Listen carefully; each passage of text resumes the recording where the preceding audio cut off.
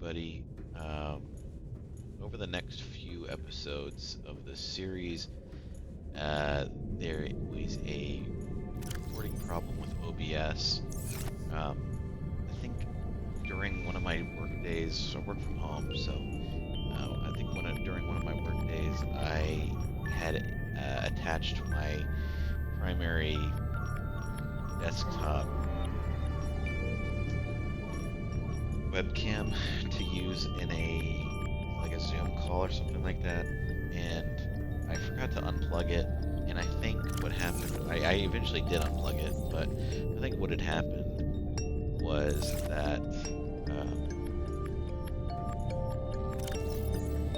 the OBS recording software just automatically assumed I wanted to use the microphone from the webcam as opposed to my wireless headset. So while I was recording these next few episodes, I thought I was recording my audio. I should have checked the tracks just to make sure in OBS, but I just didn't think to do that.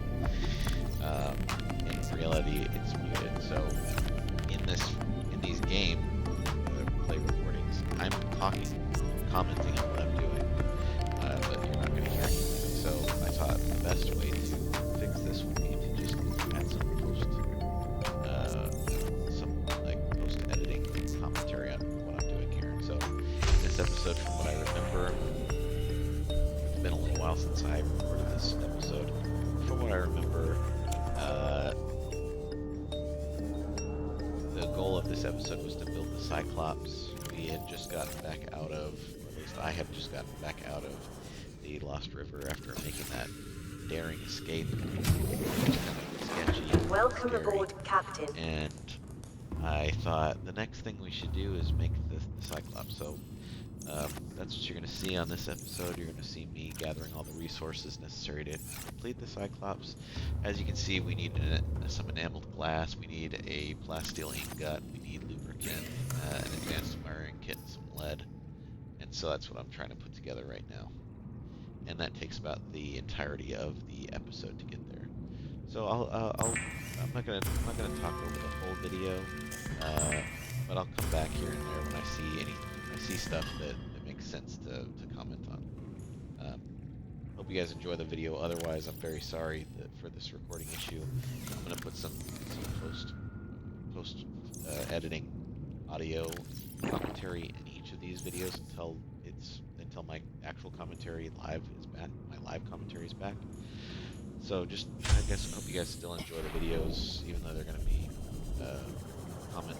commentary-less, silent, kind of just like Let's Plays without commentary.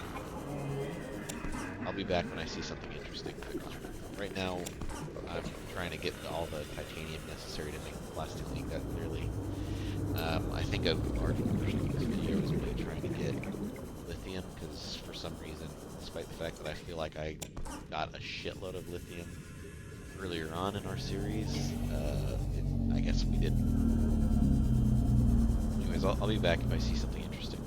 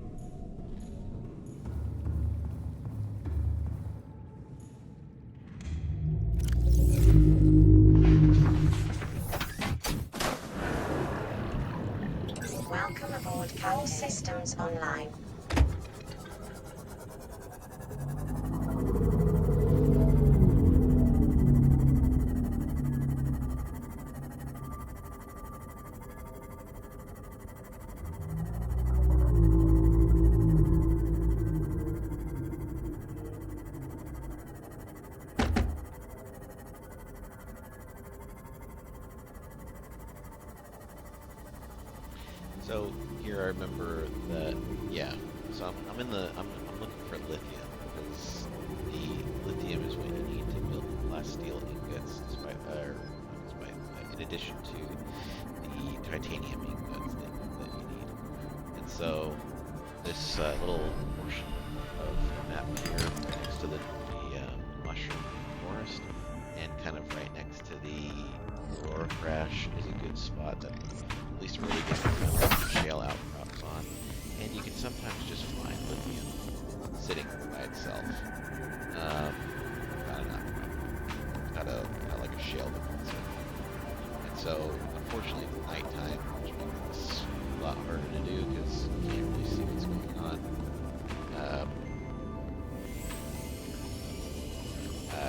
I know I'm not in like any danger here because the Reaper, and I'm gonna have a lot of commentary on this in the most recent episodes that I have live commentary on. But I've noticed that throughout this playthrough, I have had barely any interactions with Reaper Leviathans. In my prior playthrough, I remember I was constantly having to avoid Reapers. In this one, I feel like I've never had to avoid one. I've seen a couple, and I've heard them. Like I can hear this guy here, but I've never run into one. Now, in a later episode, you'll see that I do actually run into one unintentionally. But I won't spoil that before we get to it. But yeah, here you're seeing me on this little wall because this cliff shelf because.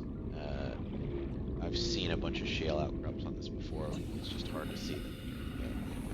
And for some reason, as soon as I need them, they're nowhere to be found. So you'll see later on in this episode, I go over into like the bulb zone near the balcony area to see if I can find some. I eventually do.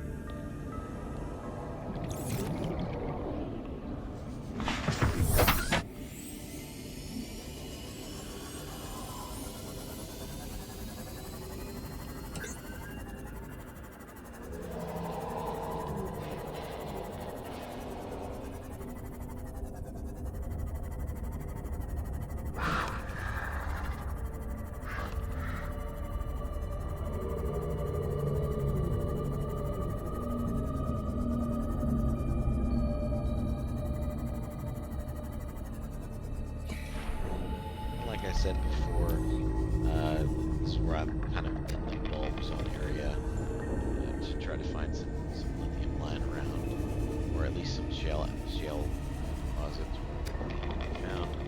I ended up going into this little tunnel section, and I get a little bit frantic in here because I always panic when I go into these really intricate cave systems. There are quite a few in the game that I kind of just avoid them because there's really not anything in these areas that I need. There's some uranite deposits here and there, but I'm never able to find the three blueprints for the nuclear reactor. So I get a bunch of them, thinking that I'm going to need them at some point, but I never end up needing to. Regardless, you can kind of see I'm starting to panic now because my O2 is not really low. I have no idea where I am in the cave system, and I'm just trying to find a way back out while also getting some resources from here. But again, I'm here to just get some lithium. All I want is lithium. And you're going to see that lithium, for some reason, is the thing that stops us from progressing much later in this game.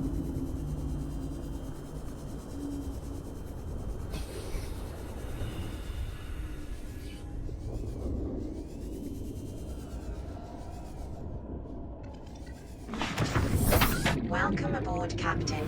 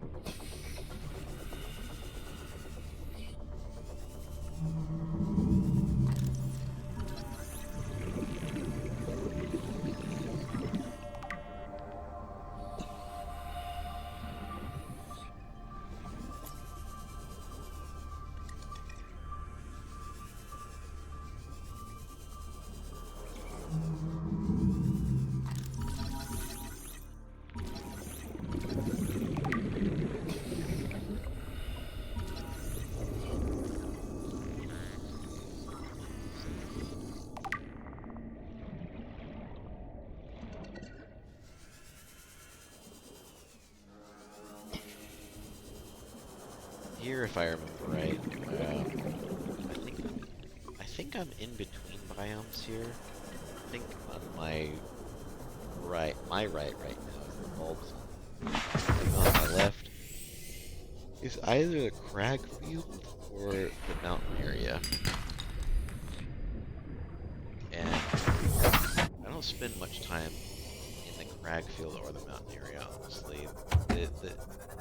One of the problems that this game has, and maybe not so much for a first-time playthrough because you just don't know where anything is, but especially for a follow-up playthrough, is that a bunch of areas of the map are just, you just don't need to go to them.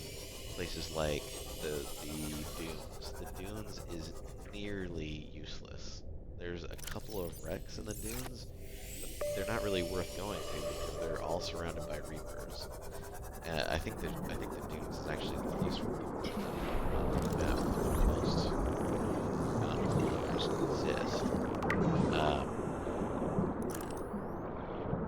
It's either that or the crash zone. I can't remember which one has more. But the mountains has a few. The dunes has the most.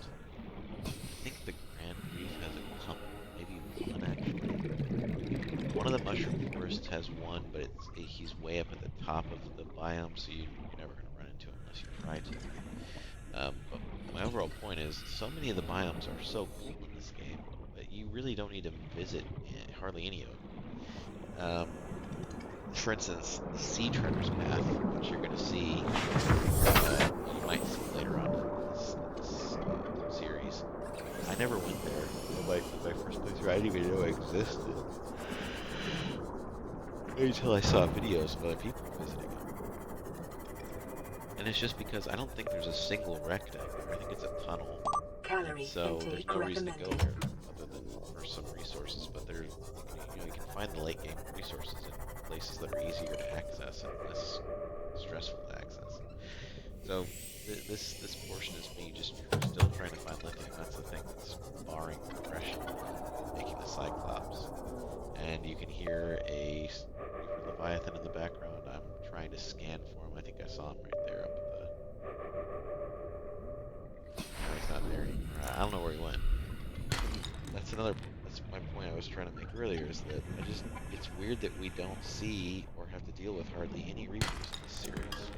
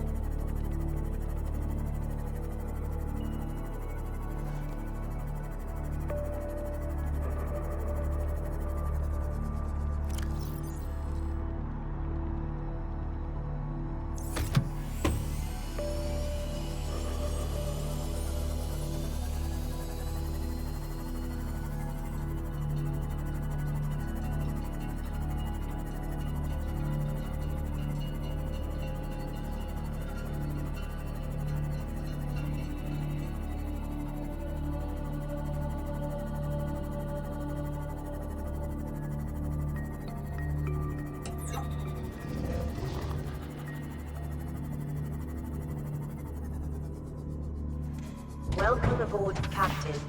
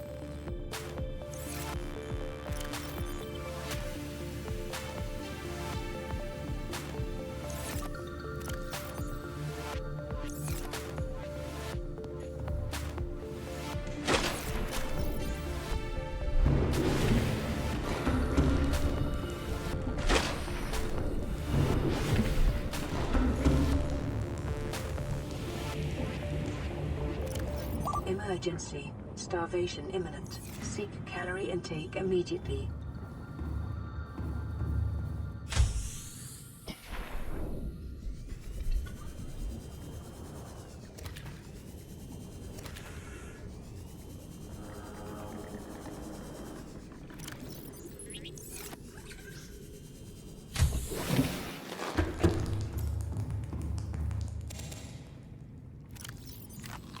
Vital signs stabilizing.